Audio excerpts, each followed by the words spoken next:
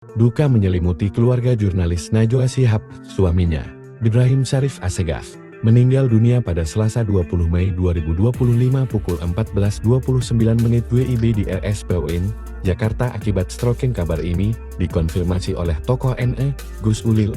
Rencananya, almarhum akan dimakamkan di TPU Jeruk Purut, di Jakarta pada Rabu 21 Mei 2025. Ibrahim dikenal sebagai sosok cerdas dan rendah hati.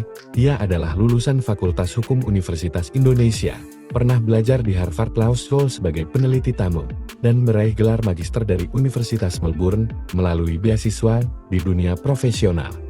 Ia adalah pengacara ternama dan menjabat sebagai direktur di hukum online. Meski jarang tampil di publik, sosoknya sangat berarti bagi Najwa. Dalam berbagai kesempatan, Najwa menyebut suaminya sebagai teman hidup dan diskusi yang paling ia percaya. Ia menggambarkan Ibrahim sebagai pribadi pendiam, tidak suka sorotan, tapi penuh pemikiran mendalam. Pasangan ini bertemu saat kuliah, dan menikah pada 11 Oktober tahun 1997. Hubungan mereka sempat diuji jarak dan restu orang tua, namun tetap bertahan hingga akhir hayat. Dari pernikahan itu, mereka dikaruniai seorang putra, Nisat Ibrahim.